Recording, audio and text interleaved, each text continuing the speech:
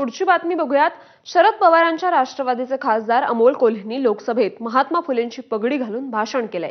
शेतकऱ्यांचा आसूड ओढण्यासाठी फुले पगडी परिधान केली होती।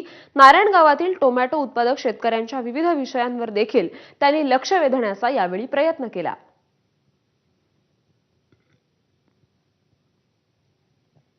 तर नारायण गावातील टोमॅटो उत्पादक शेतकऱ्यांच्या समस्येवर त्यांनी लक्षवेधी मांडली आणि यावेळी अमोल कोल्हे यांनी फुले पगड़ी घालून विधानसभेत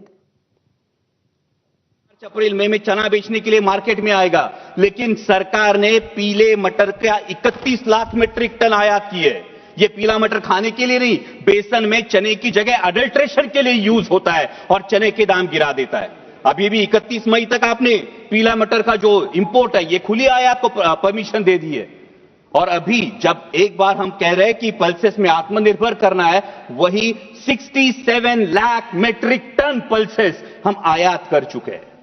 तो हम आयात आत्मनिर्भर किसे करना चाहते हैं? हमारे देश के किसानों को या ऑस्ट्रेलिया, रूस, टर्की, म्यांमार के किसानों को हम आत्मनिर्भर करना चाहते हैं। पुढची बातमी हिंजवडीतील जळीत कांडाची। हिंजवडीत टेम्पो ट्रॅव्हल्सला आग लागली नव्हती, तर ती आग लावण्यात आल्याची धक्कादायक बाब आता उघड झाली आहे। चालकानंच ही आग